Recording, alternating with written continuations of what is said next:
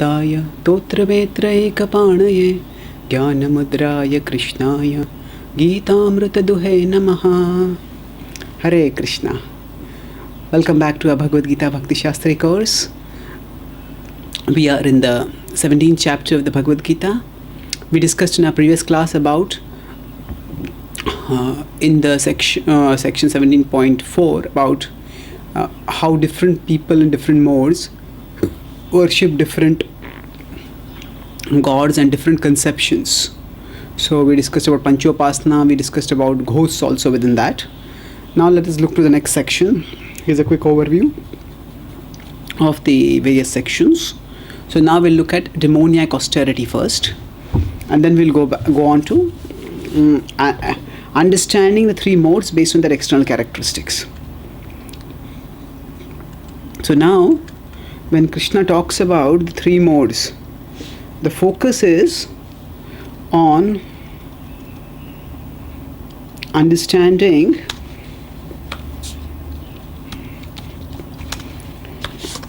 how these can help us to understand the level of faith of a person.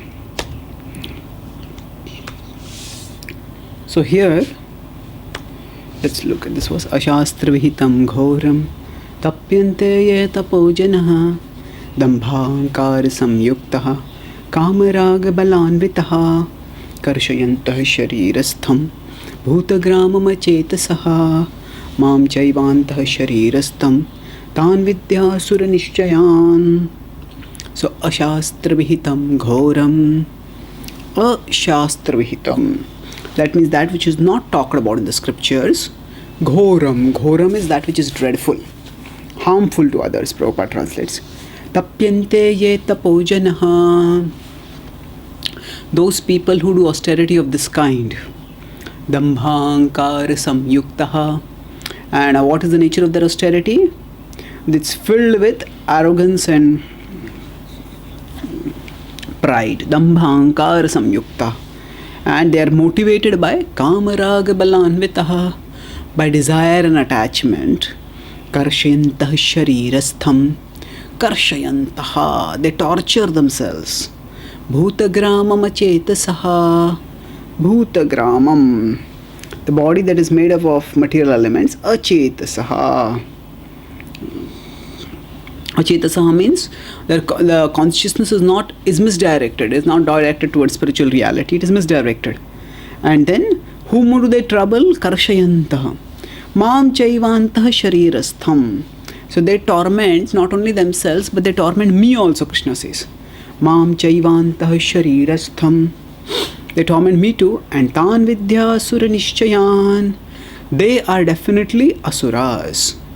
They are definitely asuras. Tan vidhi asura nishchayan.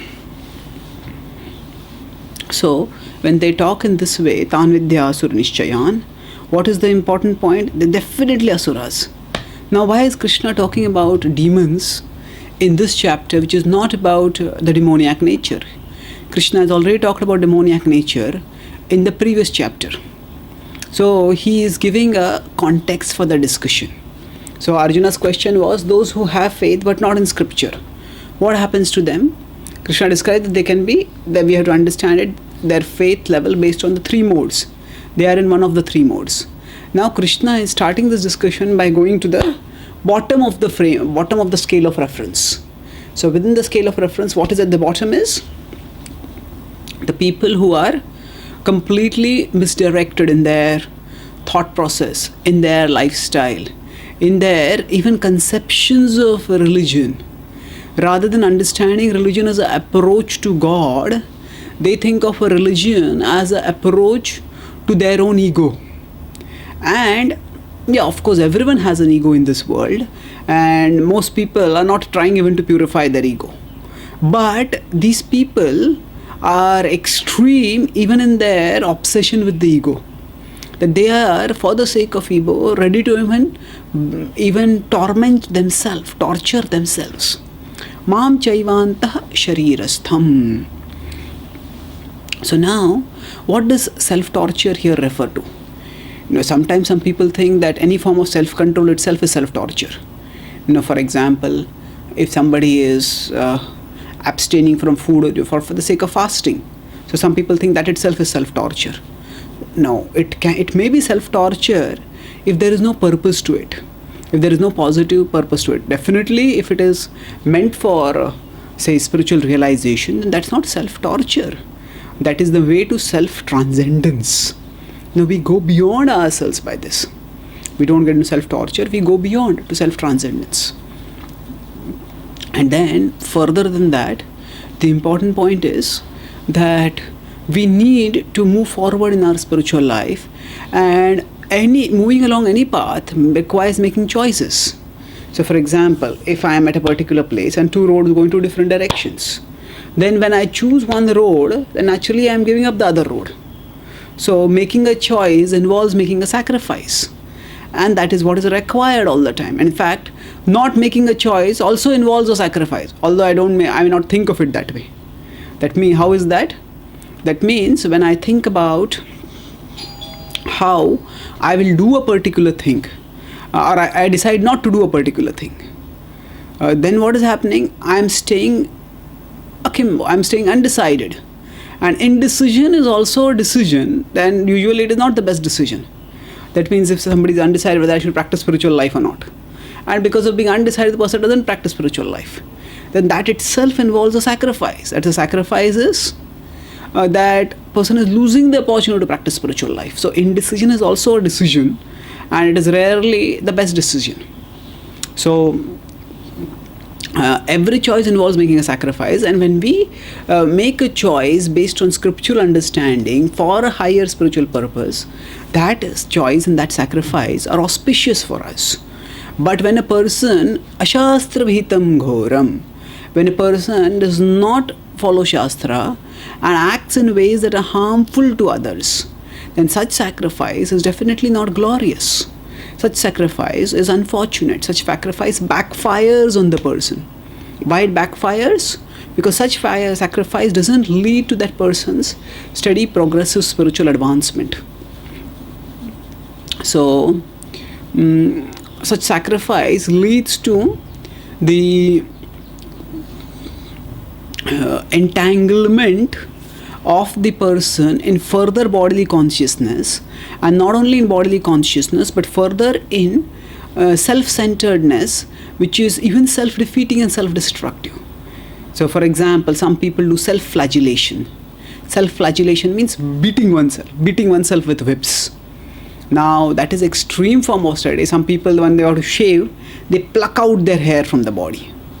So now, if they are doing it for a spiritual purpose, then even that is actually a misconception about how to make spiritual advancement. And some people are not doing it for a spiritual purpose at all. So then that can even be demoniac. So now, what do we mean exactly by demoniac? See, generally we don't think of austerity as demoniac. We would think of austerity as positive. We say austerity requires some amount of self-control, it requires self-discipline, and a person who can do austerity is considered to be positive, glorious. So now Krishna says, Tan vidya asura nishchayan. These are definitely demoniac. Those who torture themselves and those who don't do anything positive for their own spiritual advancement, but rather they are motivated simply by pride and ego, and they care nothing for Shastra, they care only for their own egos. So this is the mentality that is in the 16th chapter. Krishna is described as demoniac.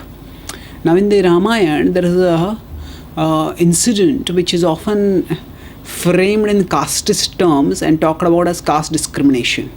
But actually, if you look at the whole context, the essential message is quite different. So after Lord Ram won the war and he came back to the kingdom of Ayodhya and took over as the king, at that one day, and they were ruling happily. At that time, suddenly a Brahmin came to the outside the palace and started calling out for help and speaking in great grief. So Lakshman went out, and the Brahmin said, he pointed to the body that was with him, his body of his son, and he said, this son has died, And he says, if I look at my life, I have done my Brahmanical duties properly. So there is no reason for the son to have died. So the only reason the son has died that I can think of is because in this kingdom something inauspicious is happening. That is why the normal course of nature has been reversed. The normal course of nature is that the father dies before the son, but the son has died before the father. So Lakshmana went in and reported to Lord Ram, and at that time itself, Narad Muni and many other great sages had come to the palace of Lord Ramchandra, and they were seated on exalted seats. So Lord Ram folded his hands and asked them, what do you can you please tell me what is the cause of this? So Narad Muni went into deep meditation and contemplated, and then he said, there is some serious adharmic activity happening in some part of your kingdom, and because of that, as a reaction to that adharmic activity, this inauspicious thing has happened. So Lord Ram became very grave. He told Lakshman and court assistants to preserve the body of that prince, of that Brahmin's son, in oil so that the body would not decompose. And then he went around searching in his kingdom. He went in all directions, but he couldn't find anything. Finally, he came to the bank of a river, and there he saw an effulgent, he saw a dark complexioned person looking quite quite having a blaze around him, and he was upside down, hanging on a tree with his legs. So his legs were curved around a branch, and he was hanging upside down. And he asked, so Lord Ram asked him, oh, who are you and what are you doing? So he said that I am a Shudra named Shambhuka, and I am doing austerity so that I can attain Swarga. Now when Lord Ram heard this, that I am a Shudra and I am doing austerity to attain Swarga, immediately Lord Ram took out his sword and chopped off his head. So the moment he chopped off his head, that very moment, the son of that Brahmin came back to life, and the Brahmin was relieved, and the disorder that was there was restored. Now we may wonder, if some Brahmin is performing austerity, is that a crime worth capital punishment? Isn't it so cruel? And what was his crime? He was doing austerity. Just because he's Shudra, does it mean that he deserves to be killed? If you are going to apply moral standards, today's moral standards on the Ramayana, then we have to look at the complete context. Either we accept the full story as true, or we accept the full story as false. So if it just false, then neglect the story. Why bother about what is taught in that story? If we consider it true, not necessarily, even if we don't consider it to be as a historical incident that happened, but if we consider it to be true in the sense that it is meant to teach us some values, then we have to look at the story in its full context. So the context is that, first of all, from our moral values, from our sense of moral values, imagine that some scientist's son died today, and will that scientist go to the Prime Minister's office or Prime Minister's home and say, because you are not managing the country properly, so my son has died? First of all, the scientist would never do such a thing, and even if he did it, the Prime Minister would not even take notice of such a thing. So, secondly, if somebody gets killed, and then the dead son of the scientist comes back to life, we would not even believe that.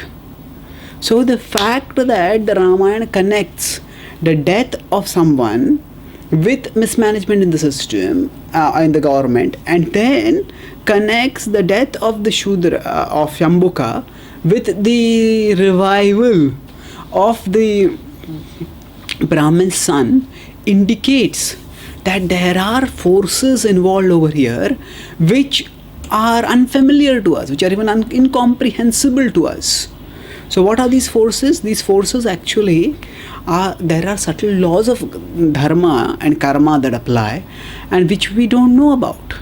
So actually speaking, within the Vedic context, every varana has to do its own activity. As Krishna also said, Shreyan Swadharmo Viguna Paradharma Sonishtitat.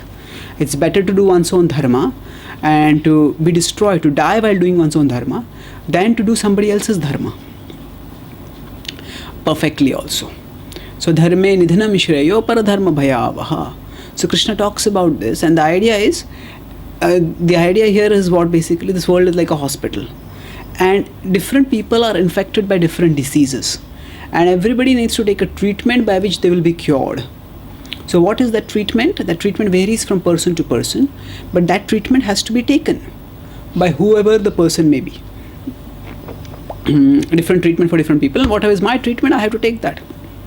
So the program of different duties for different varnas is meant as a treatment for different. So it is at a spiritual level, it is a treatment but gradually elevates everyone, and at a material level it's a system of engagement for everyone according to their propensities, so that they are able to satisfy themselves and are also able to contribute to society. So both ways it is auspicious. But if someone neglects this reality and focuses instead only on the fact that oh, this person was doing an austerity and he was killed for that, then we're completely misrepresenting. If in a hospital a patient suddenly crashes into some other a patient from some other one ward goes into some other ward and starts taking medicines of that ward, or starts disrupting the functions of that ward, and say that ward has things which are high security, high sensitivity, high volatility, then that can be a culpable offense. So here, if Lord Ram had been just simply casteist, and then we see there are other pastimes which refute this notion. How do we understand that Lord Ram had such loving dealings with Guha? When Lord Ram went out of the forest at that time, went out to the forest after the exile, then he went to the place of Guha, and there Guha was actually a tribal who used to fish, and he was considered to be an outcast. But Lord Ram embraced him. Lord Ram stayed at his place, and Lord Ram had very loving reciprocations with him. So not only that, we see Lord Ram went to Shabari, and Shabari was also an outcast from the Varnashram perspective. And Lord Ram accepted not just her food, but he accepted the food which had been half eaten by her. And then Lord Ram even befriended Vibhishan, although Vibhishan was born in a Rakshasa family. So the point is that if you look at the broad context of the Ramayana, then Lord Ram is accepting anyone and everyone who has a devotional disposition. And somebody who has a power-hungry disposition, Lord Ram punishes them. So the Acharyas describe that Shambhuk, he wanted to perform austerity so that he could displace Indra, and then he could take over Sachi and enjoy her. So that was a demoniac mentality, and Lord Ram recognized this demoniac mentality. And for a Shudra to perform austerities with a Kama Raga Balanvitaha Dambhahankara Samyukta, as is described in this verse, that is definitely severely disruptive of the Vedic order, and that's why that should never be done. And that's why Lord Ram had to take the strong action against it. So therefore, we can't judge actions by their externals. Austerity may seem to be very noble or an activity involving self-control and self-discipline, but it doesn't necessarily have to be like that. So then let's go on now to the next section.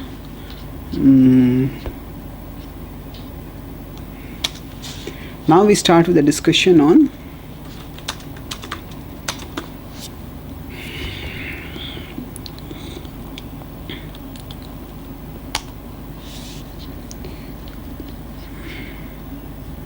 on the different kinds of yajna, dana, tapa. So let's look at these.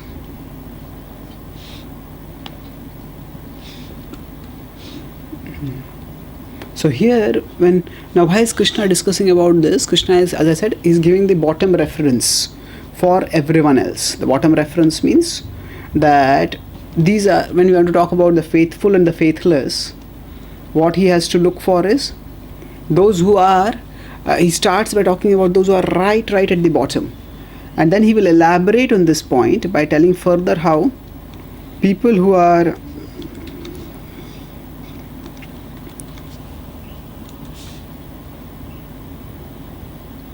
just a minute.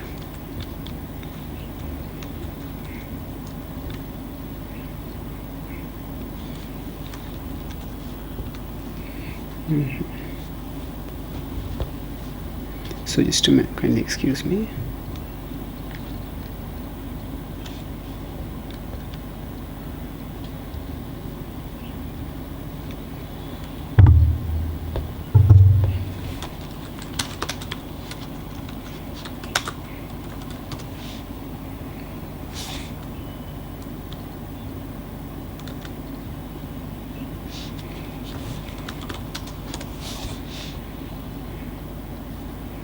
Yes. So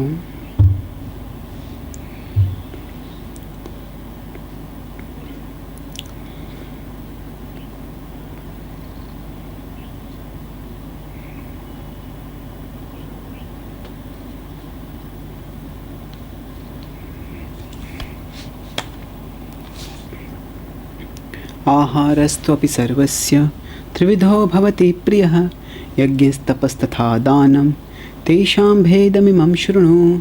So आहारस्त्वपि सर्वस्य, that actually the food that different kinds of people eat, trividho bhavati priyah, that the food that different people consider dear, that can be divided into three categories. Similarly, yajnas, tapas, tatha, danam. Similarly, yajna, tapa and dana, that can also be divided into three categories. Tesham bhedam, so the bhed among them, imam shrunu. Arjuna, please hear about the bhed. Please hear about the three categories of food and then three categories of yajna, dana, tapa. So now Krishna will start with firstly with food. So let's look at what he says about food. So Prabhupada gives a common purport for all the three verses. So we will discuss one by one and then we'll go to the purport also. Ayu sattva bala arogya sukha priti vivardhanaha rasya snigdha stira rudya ahara satvika priyaha. So now, why is Krishna talking about these four specific characteristics? These four, that means that he's talking about ahar and then he's talking yajna, dana, tapa. Now, yajna, dana, tapa are considered to be very central activities in Vedic culture, very important activities. And we'll see in the 18th chapter also that Krishna quotes thinkers who say that yajna, dana, tapa karma natyajyamiti chapare, that yajna, dana karma should not be given up, and yajna, dana, tapa karma pavanani manishinaha, that these purify even the manishinas. Manishinas are the great souls. So essentially the point that Krishna makes is yajna, dana, tapa are glorious activities. So now when he talks about yajna, dana, tapa, what essentially is he talking about? He's talking about the ways in which the faith within the heart is expressed. So generally if you look at yajna, dana, tapa, we are not gaining anything tangibly when we do these activities. When we are giving dana, we are giving charity. So what are we gaining at that time? Actually we are not gaining anything at that time in a tangible, immediate sense. Similarly, if you look at tapa, we are doing austerity. What are we gaining at that time? Not much. So in yajna, again we are sacrificing something. We are giving something which we could enjoy. So yajna, dana, tapa, actually we don't gain anything by those activities at a tangible, visible level. And that's why those involve a certain kind of faith. All activities involve some kind of faith, but these are the activities that are associated with religion. And these involve doing sacrifice at three different levels. The soul is caught in three circles, as we have discussed earlier also. The soul is caught in the adhyatmik, that is the body-mind circle. And the soul is caught in the adhibhautik, that is in the social circle. And the soul is caught in the adhidaivik, that is in the cosmic. So psychophysical, social and environmental circles the soul is.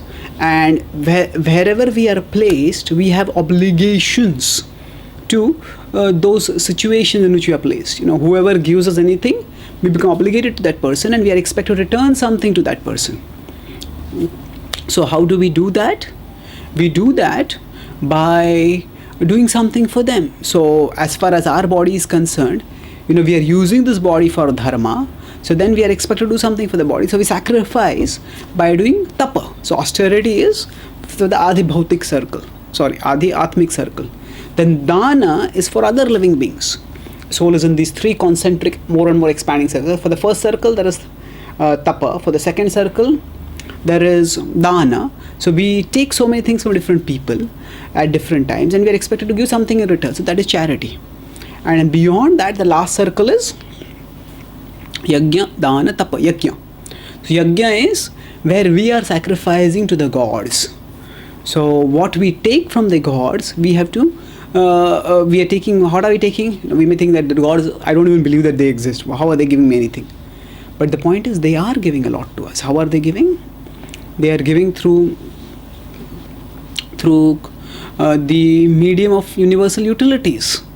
We cannot provide for our own air or water or heat or light. These are arranged by the arrangement of nature. So these are the activities through which we are returning what we take from the universe at different levels. So now our different people's understanding will be different, and they will act in different ways. So depending on their situation within the modes at different levels, they will do different kinds of activities. And ahara, even our food, indicates the kind of faith we have. That we will see later on. So basically these four activities, they demonstrate our faith. Now what about the food in the mode of goodness that Krishna says? Ayu, sattva, bala, arogya. So what does the food in goodness do? Sukha, priti, vivardhana. Vivardhana is to increase. So what does the food in mode of goodness do? It increases. Increases ayu, sattva, bala, arogya. It increases the ayu, it increases sattva, it increases the bala, it increases the arogya. So if the food that we take increases our ayu. Now we may wonder that actually some people say that our ayu is fixed, that we are destined to live a particular amount of time. The number of breaths that we take are fixed according to our past karma. So if that is so, then how can we say that actually a person ayu can be vivardhana, ayu can be increased? So actually this happens at various levels. In fact, we have the full science, Vedic science called Ayurveda. Now if the attitude had been fatalistic, everything is destined, and what is the use of Ayurveda? The Ayurveda, whole principle of Ayurveda is that that actually that which counters, that which ensures our ayu, that which prolongs the ayu, that which maintains the ayu, that which helps people to live a life of quality and quantity. So the idea is how Ayurveda interacts with karma is complex. But the basic principle is that we all have our duty to take care of the body also. We discussed this earlier in the pastime of Bali Maharaj as well as the pastime of Vasudev Devaki Kamsa, that the body is the tool for dharma, and therefore maintaining the body is also our duty. So that if one way to understand it is that the number of breaths that we take are fixed, and when we live in the mode of passion, then naturally we breathe faster, and when we breathe faster, our lifespan expands faster, gets expanded, not expands, expanded faster. And that's how, in terms of time, in terms of age, we may live lesser. So that's why the yogis, it is said that they try to regulate their breath and learn to breathe slowly so that they can live longer. So the important point here is that we can see even from our own perspective that people who have healthy dietary habits, they live healthy. Those who have good dietary habits, they live healthier. And most of us can observe that if we eat some improper food, that has its health consequences. So ayu sattu bala arogya. So there is an old Egyptian saying which says that 1/4 of what you eat maintains you, and the remaining 3/4 maintains your doctor. So the indication is that generally people tend to overeat and overeat a lot. So of course Prabhupada would often quote Ayurveda saying that now we should eat up to 50% of our stomach. Remaining 25% we keep for water and 25% for air, so that the prana and the jala can help in the digestion of what we are eating. Ayu sattva ala arogya. So ayu is the quality, the duration of life is improved. Then sattva is existence. So Prabhupada translated the food that increase the duration of life, purify one's existence. Now we have discussed earlier about how what goes inside us affects us inside. So that inside is not just physical, it's also emotional and spiritual. And now how does it happen? Because whatever way we interact with matter, that interaction with matter has its effects. Whenever we interact with matter, our interaction with matter affects and shapes our perception. Now we can see it in a gross way sometimes. If somebody looks at an obscene picture, then that is also an interaction with matter only. That is a matter which is shaped and colored in a particular way. But when our eyes interact with that affects our consciousness. That creates certain kind of mentality within us. So now with respect to food, probably we may think that the effect is only that when I see certain kind of food, I feel a desire to eat it. Yes, that is one effect of the food. Sometimes I feel certain attraction towards certain food, and certain food, if I've eaten too much or if I had bad experiences, if I don't like the taste of it, then I may feel revulsion. Now we may think that raga and dvesha are the only two reactions that we have to food, and when the interaction of matter in form of food, how it affects our consciousness. But there is much more to it. Actually, food shapes our consciousness even at a subtle level. Modern science generally talks about things in gross terms. Ayurveda says that food also has a subtle component which also shapes our consciousness. That's why we become what we eat. So food that is cooked with love and served with love, that food enables us to become attracted to Krishna.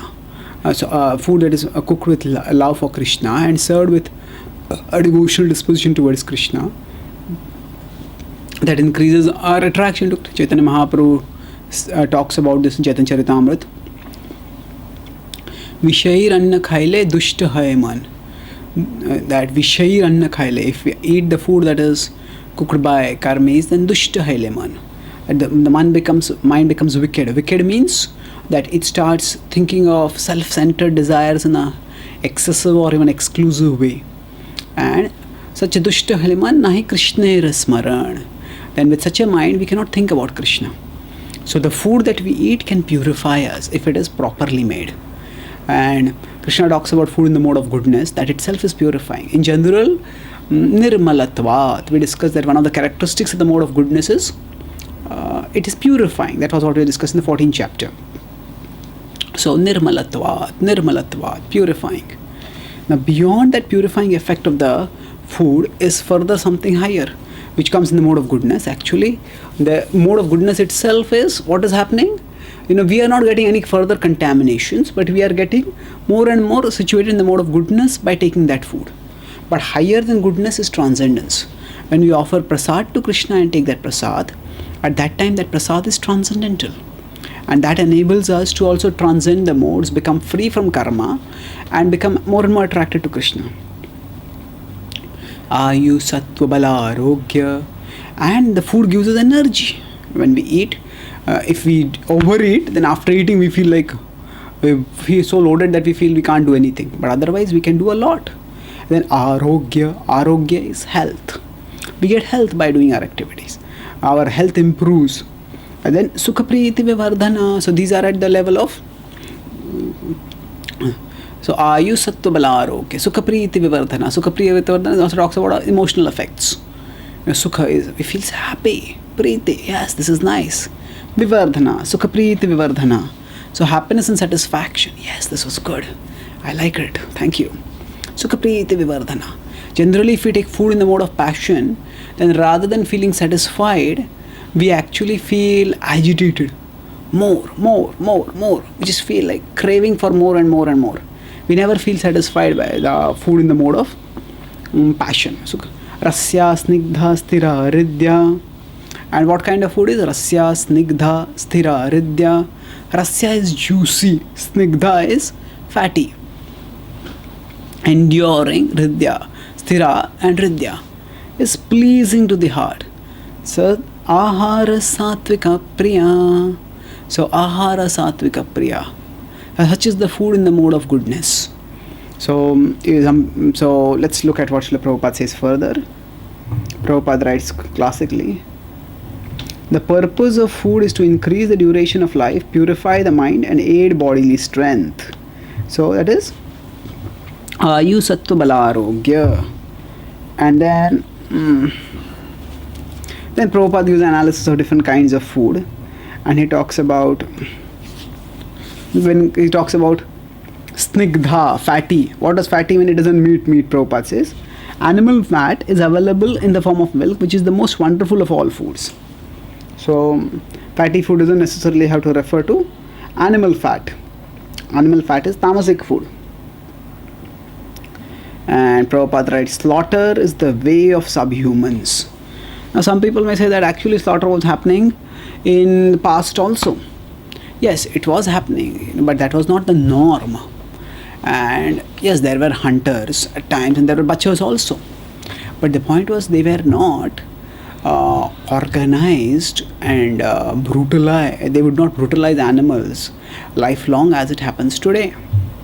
So it's ghastly today. If we go to slaughterhouses, then that it's like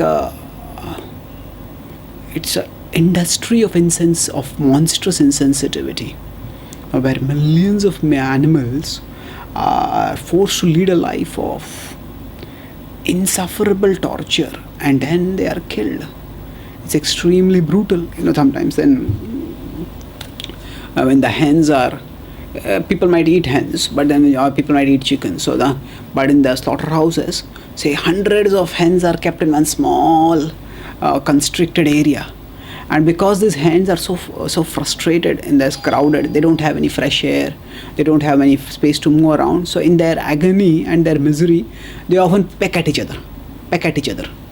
So and that damages the wares. That damages what the industry considers to be the wares. When the flesh is pecked, then it doesn't cook so nicely, it doesn't taste so good.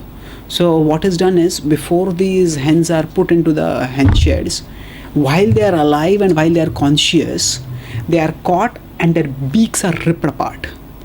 Can you imagine somebody coming out ripping apart our nose while we are alive and conscious? So like that, the beaks are ripped apart.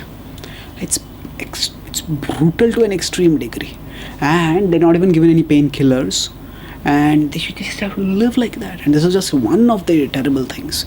Like that, there are hundreds of ghastly things that are done. So such sort of brutal slaughter is inhuman entirely. Prabhupada is subhuman. So that is food in the mode of ignorance. Now let's look at food in the mode of, let's look one by one. So that's why this kind of food which is involved, which is produced using brutality, that is definitely not in the mode of goodness. Now some people, there are the class of people who are called as vegans. There are vegetarians and there are vegans. So the vegans, they don't take milk also. And they say even milk is a product of violence. And now, is it really true that milk is a product of violence? Actually, it can be. The Vedic culture was such that cows were treated like mothers, and the cows were allowed for, cared for, valued, served. And then the cows, when they were allowed and cared and valued, then the cows give milk in abundance. The cows give milk. But today, the cows are just treated as manufacturing units. And when instead of lovingly taking milk from their udders, machines are attached to their udders, and the milk is squeezed out from their udders till the cows cry in pain and blood starts dripping out. And when the blood starts dripping out, then the blood and the milk is separated, and then the squeezing is stopped. So this is brutal. And similarly, when the cows are there, the cows are also not taken proper care of. The cows are sick, are again said, kept in congested locations, and this is not the way cow protection should be done. So, we will discuss later how in the 18th chapter Krishna says the duty of the Vaishyas is Go Raksha, and Prabhupada translated Go Raksha as cow protection, which is the literal translation. Some of the devotees who were editing Prabhupada's translations, they saw other Bhagavad translations in English, and they said that it is cattle rearing. People will not be able to understand what cow protection means. Can we put cattle rearing? Or Prabhupada said, no. Cattle rearing is generally, the idea is that you rear cattle so that they can be slaughtered. That's not the Vedic understanding. It's cow protection. So, when people do farming in traditional ways, and then they care for the cows, and then the cows out of love give milk, then that milk is actually an expression of the cow's affection, and that milk has many good properties, many health enhancing, life enhancing properties within it. So there are many research papers which do talk about the health benefits of milk. But the milk that is manufactured today, that is often a product of brutality. So as far as possible, the vegans in practice what they say is right. In today's society, yes, milk is often a product of violence. In principle, milk in itself is not a product of violence. The milk is meant to be given out of love, and traditionally when the cows would be taken care of adequately, at that time the cows would give more milk than what the calves can eat, and cows should eat. The cows may want to take all the milk which the mothers are giving, but that is not good for their health also.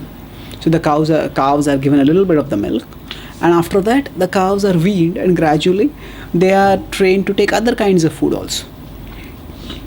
So the cow's anatomy is designed in such a way that actually it gives more milk than what humans can take. Than what its own offspring need to take. So that remaining milk can be used by humans. So that is the Vedic understanding, and where cows are taken care of, they do give a lot of milk, much more than what the cows can take. So as much as possible, devotees should avoid industrialized milk, because that is often a product of torture. And as much as possible, devotees can try to take milk which is produced in traditional settings, and it is produced with love and care. Now, it may not be possible everywhere, and if it is not possible everywhere, then it is up to individual to decide, whether I will take milk or I will not take milk. We don't have to take an extreme position. The vegans, they have the idea that all milk is bad and one should not take milk at all. That is not a position that our acharyas support at all. Prabhupada would call milk as a miracle food.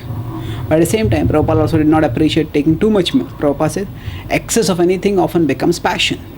Some devotees said, Prabhupada, you said that the milk increases the brain substance. So if you take more milk, then more brain substance will develop.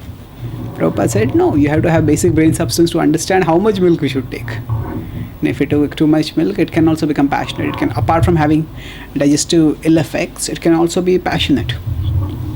So, milk is actually very auspicious food in the mode of goodness.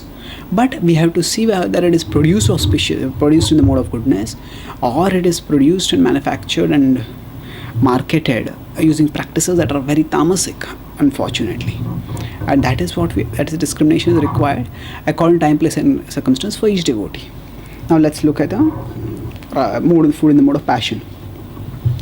Katvam lalavna tyushna tikshna ruksha vidahina ahara rajasasyeshta dukkha shokamaya pradaha. So the onomatopoeia is a figure of speech in which words also sound the way their meanings are. So here if you look at the sound of the words itself, katva amla launa tyushna. When the tikshna ruksha vidahina, the words themselves are sharp and jarring. Katva amla launa tyushna tikshna ruksha vidahina. So they indicate that the food also has that kind of characteristics. Katva is bitter, amla is sour, launa tyushna. Launa is the salty, atiyushna is extremely hot, tikshna, pungent, ruksha, too dry, vidahina, burning. Ahara rajasasyeshta. Raj, this is the food that is dear to the people in the mode of passion. Dukkha shokamaya pradaha. This causes distress, misery and disease. Dukkha shokamaya pradaha. Sometimes some people like to take extremely hot food, extremely pungent, extremely spicy food, and they're taking that food and tears are coming from the eyes because of the excessive spice of the food, and they feel maza aa gaya. Yeah, this is wonderful. Now what is wonderful? In the body is itself reacting instinctively and tears are coming from the eyes, but they think this is very stimulating. So just like some people like to watch horror movies and get stimulated in a perverse way through the horror movies, so like that some people like to give negative sensations to their body and get stimulated by that. Such food is dukkha shokamaya pradaha. Now much of the food nowadays contains excess of everything. There is salt, excess of sugar, and excess of spice.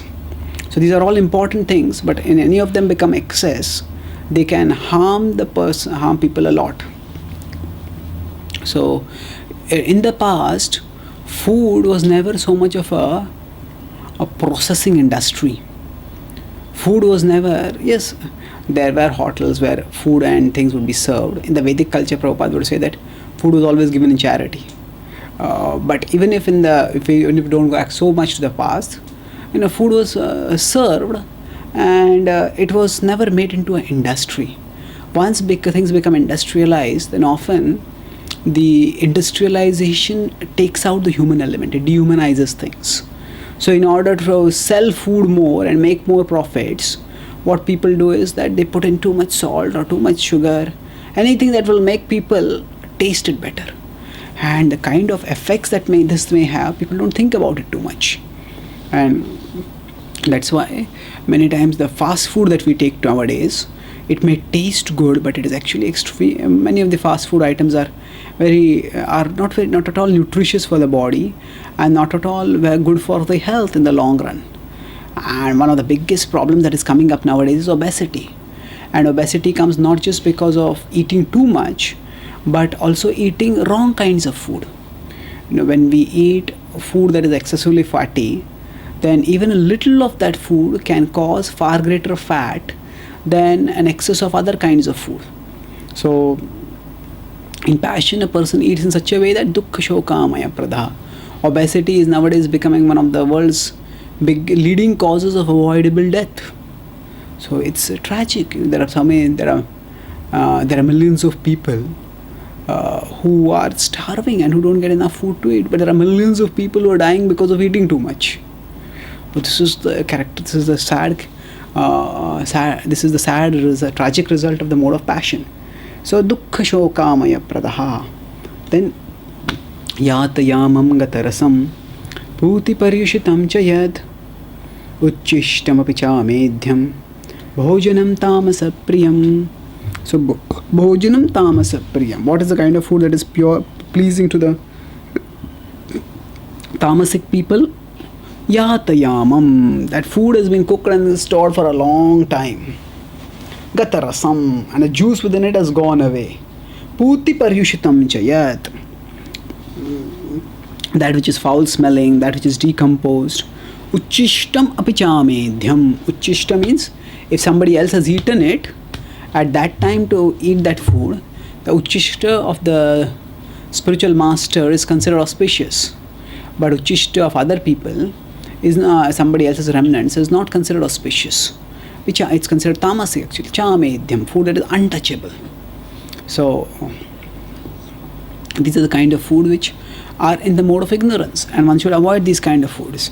Now the technical specific correlations of which food applies to what category, that will vary according to time, place, circumstance. So some people may say that baked food which is preserved often for a long time, that also will be in the tamoguna. Generally when we are talking about prasad, in the prasad we focus more on whether it has been cooked properly, offered to Krishna, and then we take it. So even when the baked food, if it is preserved, kept for a long time, it may also have its harmful effects. So generally devotees, we primarily focus on whether the food is offered to cook properly and offered to Krishna. When food is offered to Krishna, we don't have to go too much into the analysis of, hey, this food is in passion, this food is in ignorance. Now, prasad is prasad. So, primarily we see prasad, as transcendental, because it is focused on, it is offered to Krishna. At the same time, material things have their material effects. If I have diabetes and doctor has told me don't take sugar, and if I take a lot of sweets saying that, oh, this is prasad. Yes, it is prasad, but then that is not the only way that we can get Krishna's prasad. Krishna's prasad comes as his holy name. Prasad comes also as the Bhagavad, which tells us yuktahara viharasya, tells us regulate how much you eat.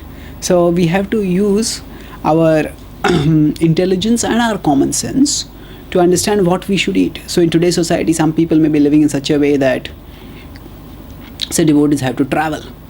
And if they have to travel a long distances and they don't want to take food from outside, in unavoidable situations, devotees can take food from outside, of vegetarian food, offer it to Krishna and take it. But some devotees may want to avoid that.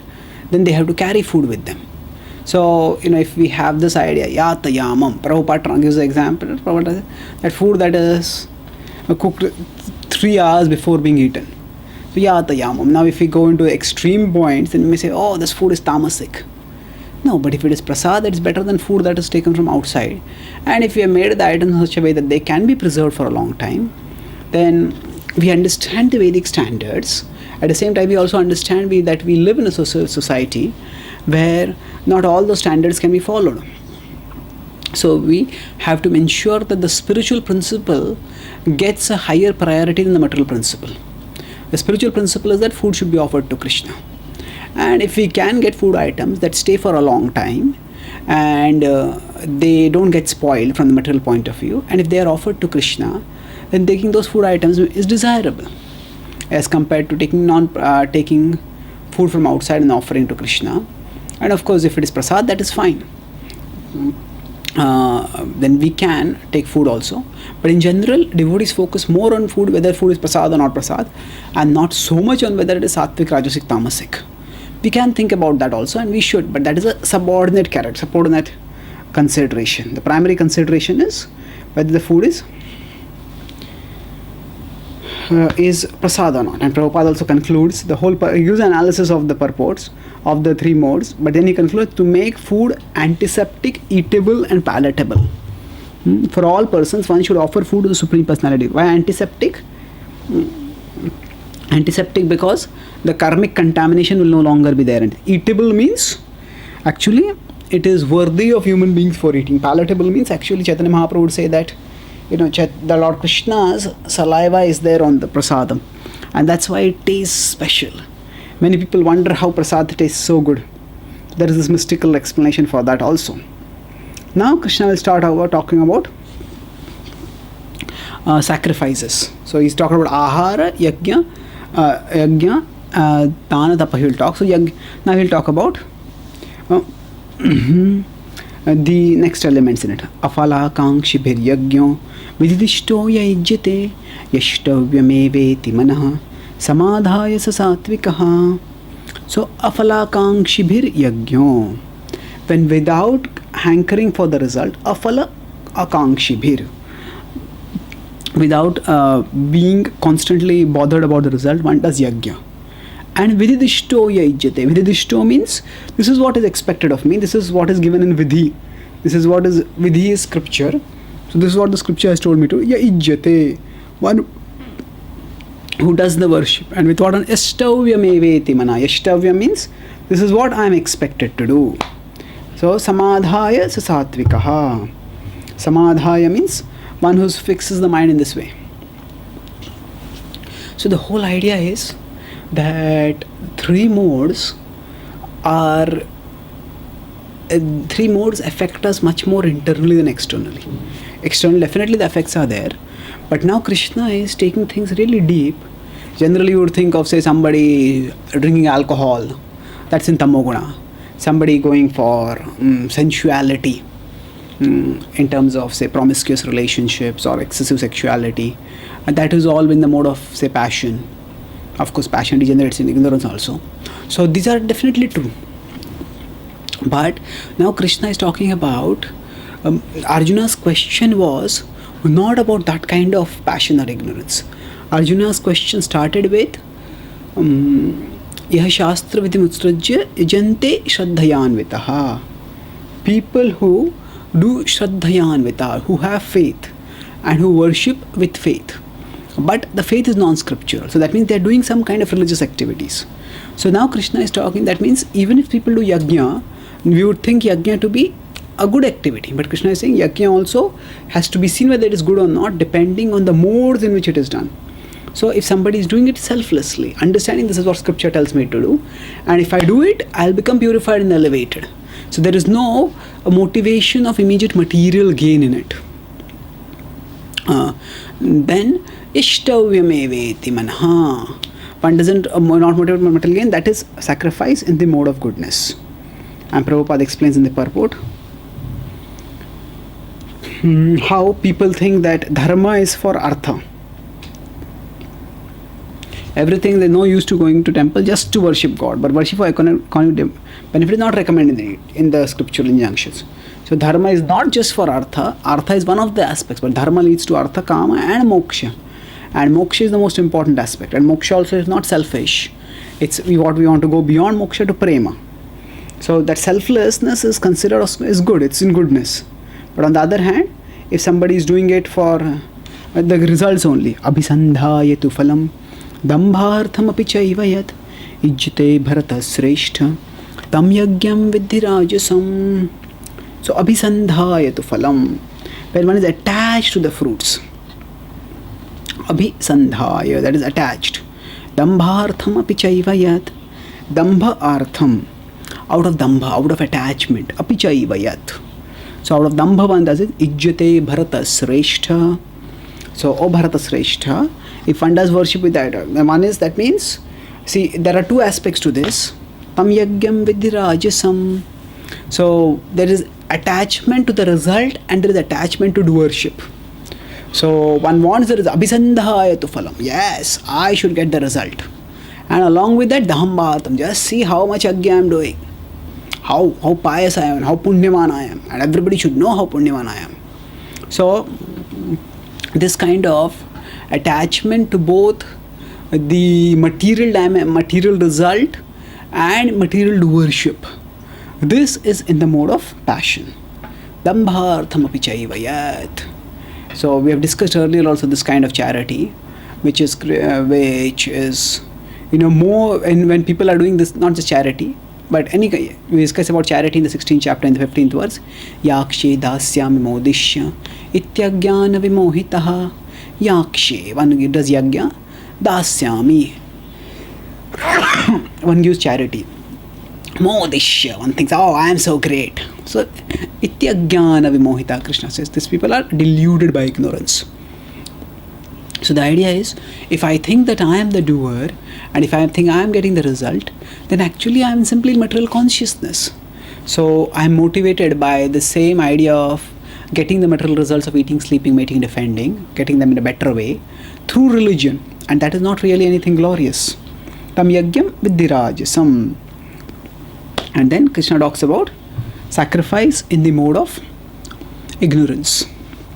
Vidhihinam asrishtannam mantrahinam adakshinam shraddha virahitam yagyam tamasam parichakshate. So vidhihinam asrishtannam. Vidhihinam, without following any scriptures, asrishtannam. Asrishta, that means without distribution of food. So one doesn't follow scripture. Generally, whenever sacrifice is to be performed, at that time there should be distribution of food. We see that even in the Govardhan Leela, the food was offered to Govardhan and Govardhan consumed it, and then Govardhan gave it back. And when that food was given, after that, Govardhan, the food was distributed to everyone, and not just to the Brahmins, not just to the Vrajavasis, but to everyone actually. So asrishtanam. But when there is no chariot distribution of food like this, when Srila Prabhupada was in America, at that time, he was in dire straits financially. And when people would come for the program, he wouldn't have any guarantee of his own food in the early days, or his own food or his own stay. But even then, Prabhupada would just get an apple, slice an apple and cut in small slices and give at least one slice to others. So that sort of some kind of food distribution should be there. Mantrahinam adakshinam. So if there are no mantras chanted and there is no dakshina given to the priests who are doing the sacrifice, then overall shraddha virahitam yagyam, and there is no shraddha also, there is no faith in what one is doing. Tamasam parichakshate, such is sacrifice in the mode of darkness, and that sacrifice is a demoniac and it leads to inauspiciousness for everyone. It doesn't bring any auspicious. So sacrifice is actually, there is no sacrifice really involved in it. It's just a sacrifice in name, and it doesn't lead to any good for anyone. It leads to harm ultimately. So in the next class we'll discuss about speech in the mode of goodness, and then that is a part of further discussion on the three modes. Thank you very much. Hare Krishna.